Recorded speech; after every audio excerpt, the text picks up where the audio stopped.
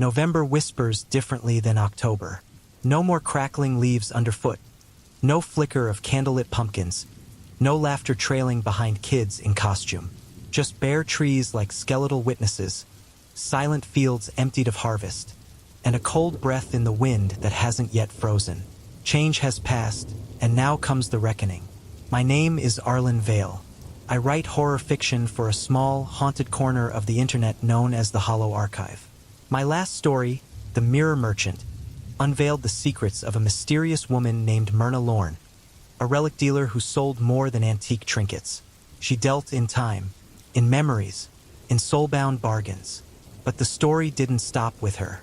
It led me to the Collector, an ancient entity dressed in decay, who doesn't take lives, but essences. What you really are inside. The soul, if you believe in such things. When your hourglass runs dry, he appears, and you must follow, unless someone else takes your place. Myrna didn't go. Not yet. She's searching for a substitute. Guess who? It started with a gift. A vintage wristwatch, brass and bone, offered at friend's price. A mere $40 and a few drops of blood, every hour for 12 hours. Strange, but I was desperate. Writing block had been strangling my mind like ivy. After the 12th prick, inspiration exploded in my veins. My story finished itself with 5 minutes to spare. I should have walked away then, but success is seductive. One taste and I craved more deadlines, more praise, more likes, more flow. So I kept feeding the watch, and the watch fed something else. It wasn't long before readers grew obsessed with the Collector. One fan begged for more. Tell us his story, they posted. Dozens of thumbs up agreed. The archive's editor pushed me hard. Write his origin. Make him bleed. But how do you write about death without inviting it in? I could have let him take Myrna, but I didn't want her gone. She said we were similar, and she was right. Maybe that's why I didn't hate her for hiding the truth about the watch. She said it wasn't her turn. It was mine. October 31st. Halloween. I sat down to write The Banquet of Glass, about a man willingly devoured by his cannibalistic kin during a sacred feast. The higher the pain, the deeper the transcendence. His agony became ecstasy as each bite drew him closer to godhood. I wrote like lightning, 12 straight hours. Every word perfect, every sentence sharp. No corrections, no breaks, no mercy. But I never reached the end. Just as my main character was swallowed whole, I felt a stabbing burn in my wrist. I looked down. The watch's hour hand stood vertical at midnight. No, I whispered. Not yet. Then he appeared, the Collector, wrapped in rags, crowned in silence. He had no face, but I felt his smirk press against my bones. "Hello, Arlen," he breathed. I stumbled backward. "No, you can't, this isn't fair. I'm not finished." "You rarely are," he replied, tilting his unseen head. "But your time is. Just 5 more minutes. Let me complete the story. You've reached the peak. That's enough. I need to know what happens. I need the ending. You already know, but you won't write it." Somewhere, a clock chimed 13 times, not 12. The clock from Myrna's shop. "Take her, then," I begged. "She tricked me. She deserves this." The Collector exhaled something like a laugh. "She was quick to offer your name. Didn't even blink." He stepped forward, hand outstretched. The room turned to frost. "The story ends here, but only for now." "But why me? Why now?" I shouted, my voice cracking like brittle glass. The Collector didn't blink. He didn't have eyes in the human sense. Just orbs of pale light that flickered with timeless patience. "Because we made a deal, Arlen. Talent in exchange for your time. Time paid for in blood. You kept up your end. Until today. Your creative furnace burned bright. But you let the fire die. I tried. I really did." My throat tightened. "You always try, but you forget. Most mortals never try at all.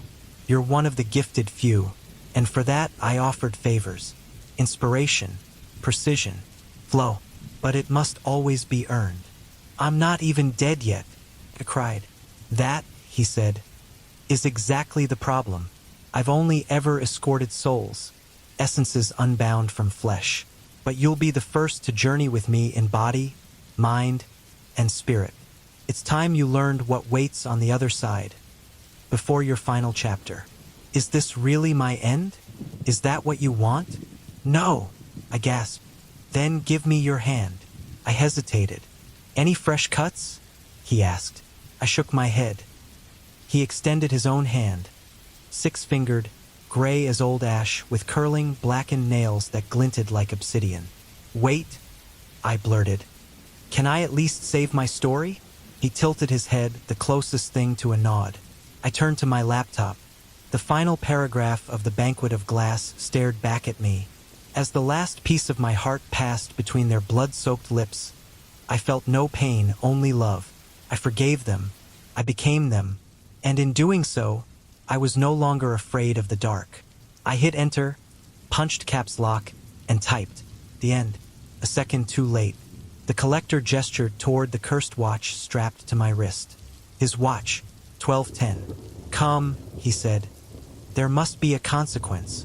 His nail punctured my palm, just a tiny prick. But what followed was unbearable. A frost flooded my veins, crawling through muscle, into my lungs, my spine, my brain. My body stiffened, breath clouding from blue lips. "This is what eternity feels like," he whispered. "A cold that never leaves. Please," I stammered. "Let me go. I cannot. The contract binds us both. You must come." "Where are we going?" "To where I first studied the art of guiding souls." His hand closed over mine, and the world shattered. The warmth of my studio vanished. I was standing in what looked like a travel agency, the kind from another era. Brochures for exotic getaways lined the walls. Tropical islands, rolling vineyards, pastoral cottages. But the place was empty. No phones ringing. No footsteps. "Where are we?" I asked. "A place once run by Mr. Orvis, the guide of fortune and passage. He has returned to his origin. Took his staff with him. Left the doors open for me. Hades? No. Orvis, the god of wealth and wayfare.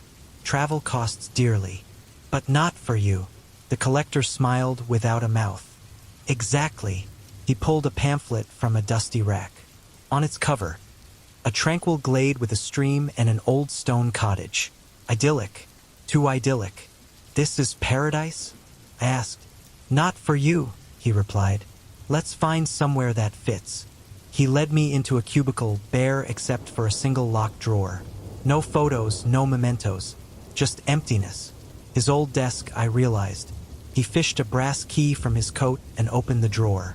Inside were dozens of faded photographs. The one on top made my breath hitch. It was Nana's house, just like it had looked when I was 8. Bright yellow shutters, the old cherry tree, her garden bursting with basil and tomatoes. Not the collapsing ruin it was now. "Touch it," the collector said, "and we go."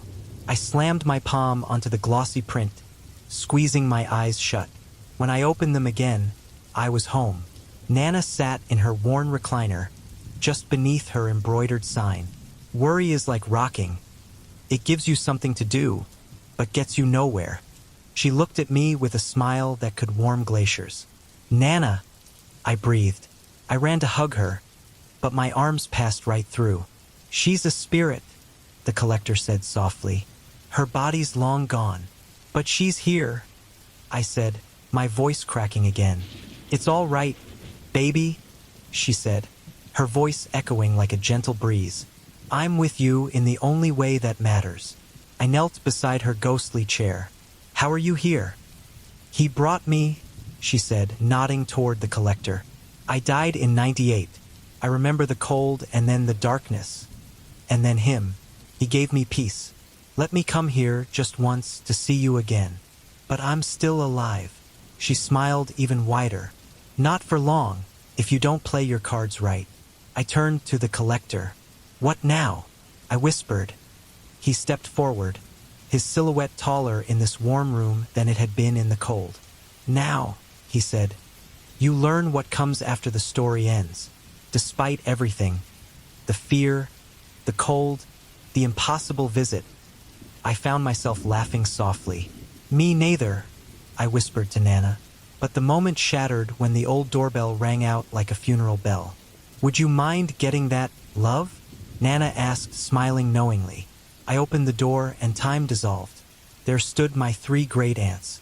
My cousin Reed, who died of lung cancer.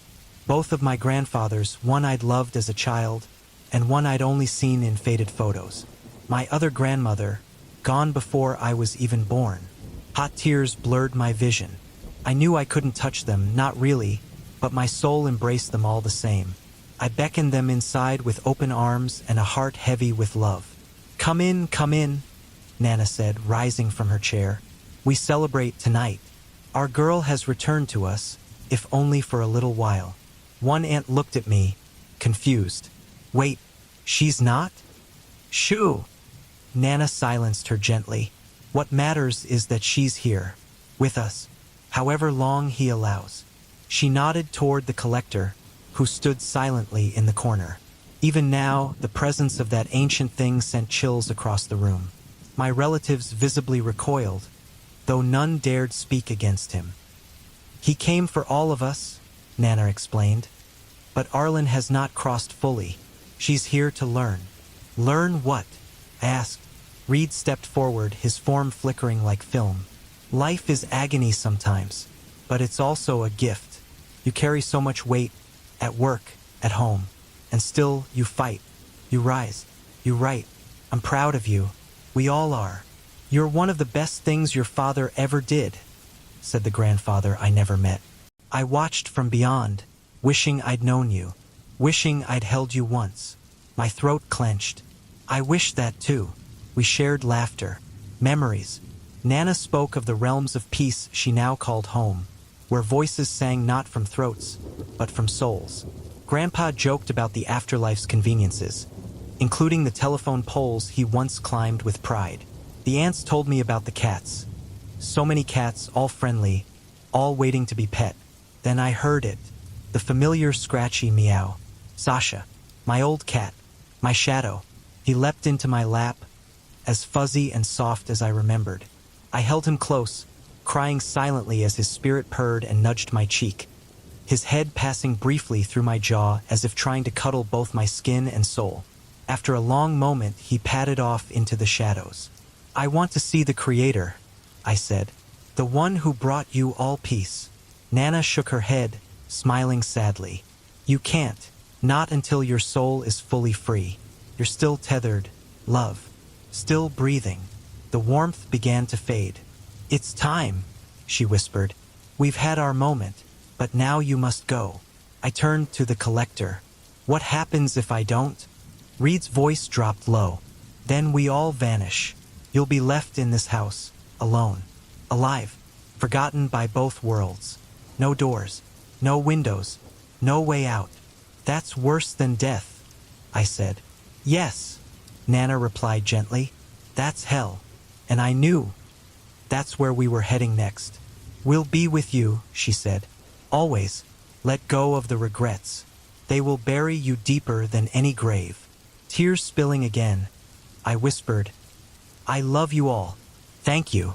They faded slowly, one by one, until only silence remained. Come, said the collector. We move forward. No, please. I don't want to go to the underworld. You must. 2 souls await your arrival there. I looked down at my wrist.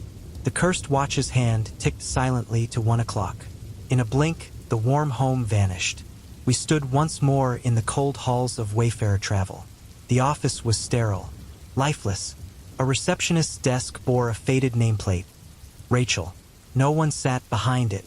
The air was sharp, unnaturally still. He guided me through a maze of dim cubicles until we reached a rusted emergency door. No exit sign above it, just a void. This is the gate, he said. Stay silent. Do not let go of my left hand. I nodded, gripping him tighter. With his right, he reached out and picked the lock using one of his sharpened nails. The door creaked open, and the stink of decay exploded into my nostrils. I gagged. Stone steps spiraled downward into the dark. I clutched his hand as we descended into the bowels of the earth, deeper than dreams allow. My knees trembled, but I didn't stop. At the bottom, a long, low corridor. Torches flickered violet, casting shadows that didn't move right. Two creatures waited at the end. One had the body of a man but the head of a massive wolf, with bone necklaces hanging from its neck. The other was slender, cloaked, with a human face and a tail that coiled endlessly behind him like a serpent's spine. "Greetings, Theros," the collector said to the wolf. "Greetings, Chiron. I've brought a visitor. A living one." Theros bared his teeth in a sick grin. "Poor, impulsive, generous to a fault. Mine. She's learned restraint," Chiron hissed. "She journals the sins of others with truth and clarity. She should help me, be a witness." He leaned in, his breath like compost. "And what say you, Arlen?" Chiron asked. I clenched my jaw. I said nothing, because the collector told me not to. "An unwise choice," Chiron hissed. "If you won't speak, perhaps I should show you where your silence leads." His emerald eyes glinted, pupils thin and reptilian. "Shall I drop you into the cyclonic plains of the second hollow, where the lustful are hurled by passion-fueled winds? Or push you into the arena of the fourth, where greedy souls crash chest-first into bags of gold, endlessly jousting one another for coin? No, perhaps the fifth, the mire of apathy, where the slothful gurgle beneath black water, forgotten." He tilted his head, studying me like prey. "But since your tongue refuses its duty, your hand must perform it instead." He gestured to a stone desk. A scroll, an inkwell, and a sharpened quill waited. "Right? Confess your sins with your blood. That is the toll for entering the threshold of the infernal while still drawing breath." I sat down. The inkwell was empty. I didn't hesitate. I stabbed the tip of the quill into my palm. It stung, but not as much as the memories that bled out alongside the ink. I wrote every lie, every cruel thought, every secret craving for success, jealousy, resentment, self-pity, pride, especially pride. It was the sin I wore like perfume, the one I never noticed until now. When I finished, my hands trembled so violently I nearly dropped the scroll. Chiron snatched it and skimmed it in seconds. His forked tongue flicked between his lips. "Curious. You forgot your worst sin, vanity. Why else wear a cursed timepiece? You bargained with death because you believed your talent was worth the price. Your pride walked you straight to this place." I looked down, couldn't deny it. "Pride," he said coldly, "is punished not in hell but in the gray realms. It is the root of all rebellion. Yours may be forgivable, but your wager failed. You rolled your soul like dice and came up empty." The curator placed a hand on my shoulder. "She's already seen heaven. Now she must witness the deepest pit," he said. "A fitting balance," Chiron mused. "Come, I will show you him." His tail coiled around my body 9 times. I gripped the curator's hand like it was the only solid thing in the universe. In the blink of an eye, the world was ice. A frozen wasteland stretched outward, dotted with twisted forms trapped in the lake beneath us. Some had only heads poking above the frost. Others were completely submerged, writhing below like insects in amber. At the center of it all loomed the beast. 3 heads, 3 mouths, 1 broken god, Scarith, the Lord of Fractures. His wings beat slowly, endlessly, keeping the wind howling and the ice unforgiving. Each maw gnawed a traitor from time's deepest vaults, names long erased from living memory but carved forever in the hollows of guilt. He spoke, but not aloud. His voice entered me. "I've known your every deed. Since your first cry, I've watched. You've dared wear arrogance as armor. And now you've walked into my domain by your own pride. Let go of death's hand, and I will welcome you here, forever." "I'm sorry," I screamed. "I am sorry. I am not, never have been. I do not weep for what I lost, and neither will you." The central head turned toward me, and I saw my reflection in its eyes. Every terrible thing I'd buried, every choice I'd twisted into righteousness, every selfish motive masked as ambition.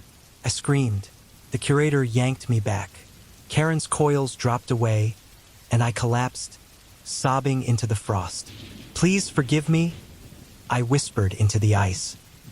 "He is not here to forgive," Chiron hissed. "Only to judge. She cannot stay," the curator said firmly. "She belongs to me. She is still learning." "Will she write the stories of the damned?" Plutus asked from the shadows. "No," said the curator. "She will write her own, in repentance." He knelt beside me. "Are you ready?" Tears frozen on my cheeks. I nodded. "Then we go." We climbed. The cries of the damned followed us. So did the bickering of the two beasts behind us. Plutus and Chiron, locked in argument. The curator flung open the emergency door of Wayfarer travel with a grunt. The warmth of the false world returned, briefly. "That was close," he said. I couldn't help it. When he looked at me, if you had spoken a single word, he would have taken you. I looked down at my wrist. The cursed watch read 2 o'clock. "Where now?" I whispered. He led me to a window fogged, chained, locked. "What's the sky telling you?" "Gray. Like the clouds are thinking about rain but haven't made up their mind." He picked the lock with a flick of his nail. "Climb through." It was hard. The frame caught my legs. My chest scraped the sill. But finally, I tumbled onto a dirt road. The curator stepped through behind me as if gliding. This way. We walked beneath the leaden sky until we reached another staircase. It reeked. Muddy footprints. Old blood. Pungent urine. The steps were worse than hell's. "This is the climb through the plains of gray," he said. "This is purgatory." I saw them, the tools. A bucket. A brush. A bar of soap so cracked it looked fossilized. "This is how you cleanse yourself," he said. "In hell," he continued. "The heart grows harder. Here it must grow softer. Tell me, did you mean it when you told the devil you were sorry?" I looked up at him, voice trembling. "Yes," I whispered, "and I meant it. With all my heart," I whispered. The curator's face, if one could call it that, did not change, but something in his presence softened. "Then prove it," he said. "Climb to the summit. Scrub your sins into silence. I'll be waiting when you finish. But mark this. If a single complaint passes your lips, the trial resets. And if you pass a sinner, bloodied and broken, you may aid them or not. But their mess will stain you just the same." He paused, the corners of his presence curling upward. "Farewell for now, Cinderella." In an instant, my clothes turned to ash-gray rags. My feet were bare and freezing on the stone. I looked like a beggar. No, like a soul awaiting judgment. I picked up the pail, the soap, and the brush, then began to climb. The staircase twisted forever skyward. My legs ached. My arms burned.